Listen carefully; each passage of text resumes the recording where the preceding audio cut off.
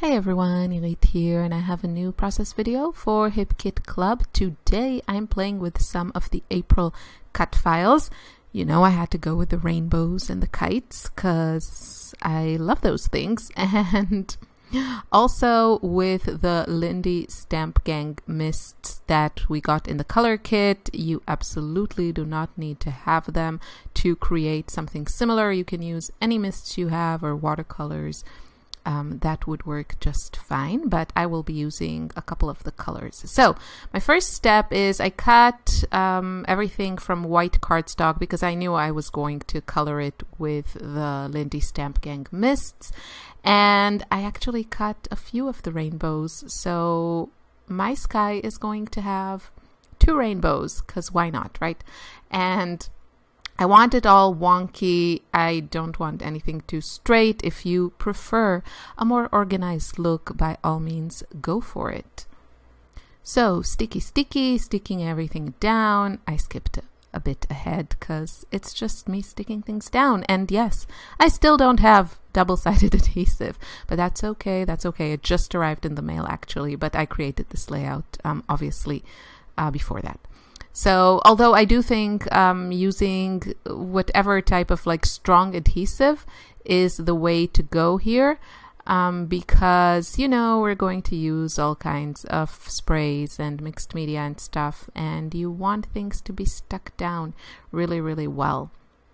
So the next step that we're going to do is I'm going to go over pretty much everything with gesso.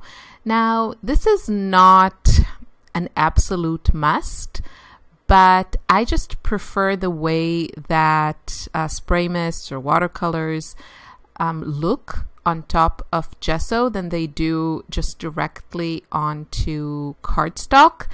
And also putting on a gesso, which is a primer, and it's going to be kind of protect the paper underneath. It gives me the freedom to go a bit more heavy-handed with the wet media if I choose to do so.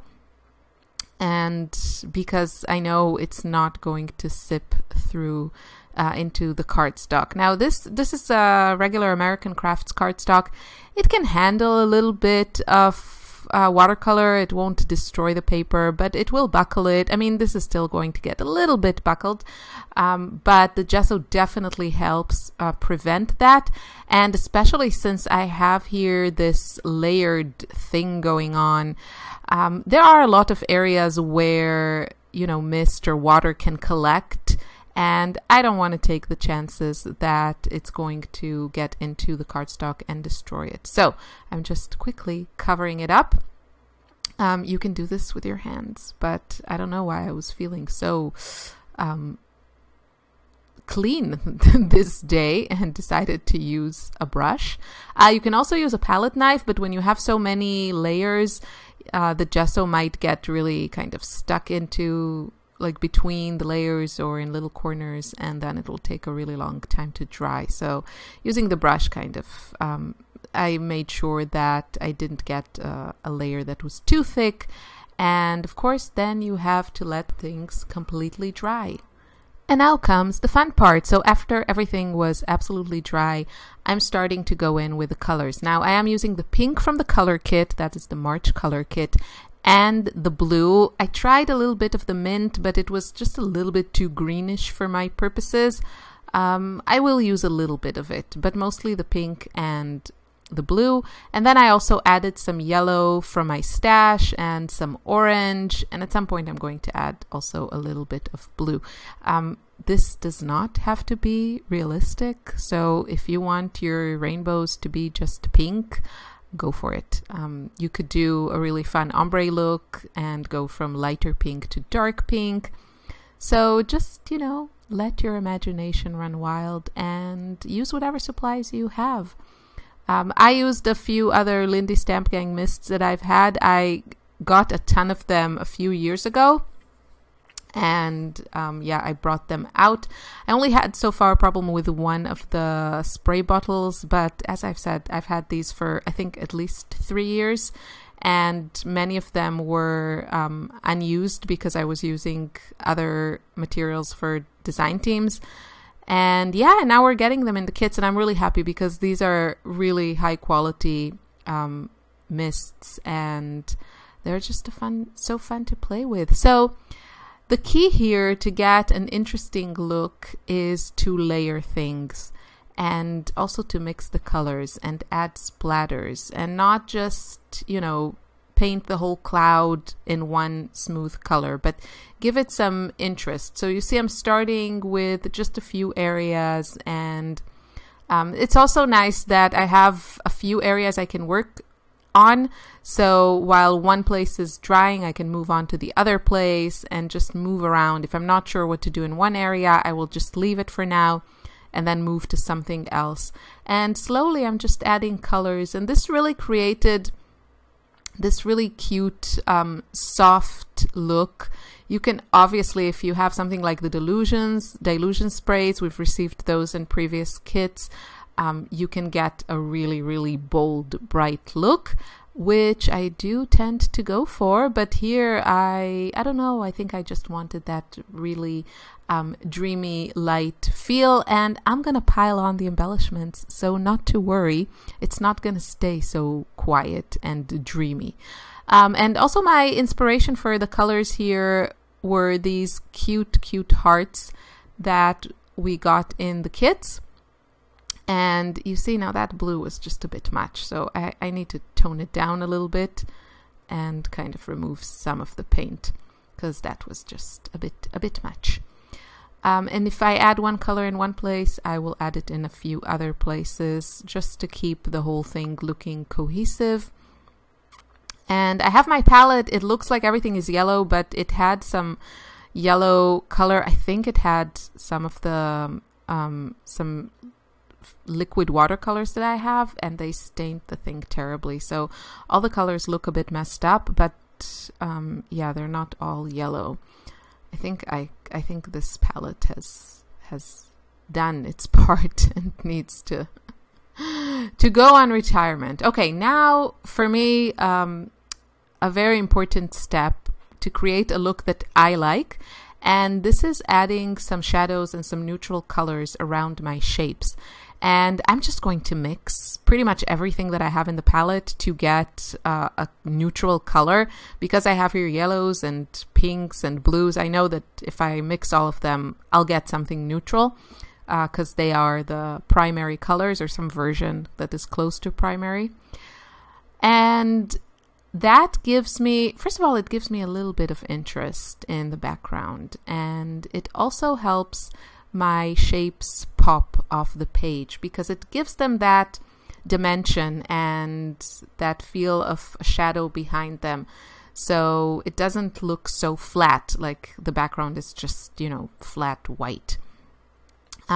You could go over this also with some of the packaging technique, with a bit of packaging, and add some stains. I think that would look great, but I was being a little bit precious and I didn't want to ruin this, because I'm scrapping ahead before I'm leaving on vacation. As this video will go up, I will be on vacation with my family, so I didn't want to take any risks. But if I weren't, you know, scrapping ahead and didn't have a bit of a time crunch, I may have, what tense do I need here? I would have tried probably to be a little bit braver and not play it so safe, but yeah. So just adding some shadows, and yeah, that's it. Now I'm going to let everything completely dry and let the embellishing begin. So I'm going to use this cute photo of Lily in the playground. It's actually an older photo. I've said it a million times. My Canon selfie died on me. And instead of, you know, immediately buying a new printer and starting to print again, I'm trying to use up some photos that I have printed in the past and have not scrapped. So this is an older photo, and I am enjoying scrapbooking some older photos. I think I can offer myself some perspective that you don't necessarily have when you're just scrapping the here and now.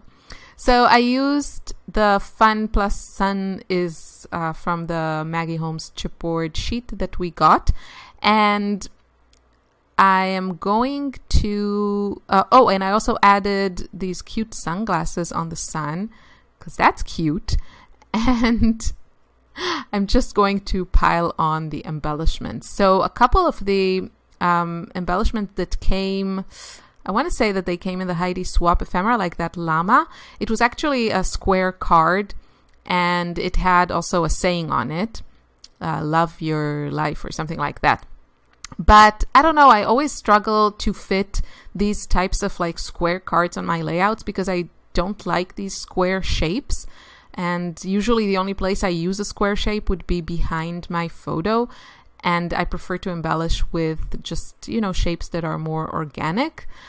So I fussy cut that llama, and I just cut out that phrase, and I separated them. So I'm going to use the llama in one place and then the phrase underneath the camera that I stuck on my photo.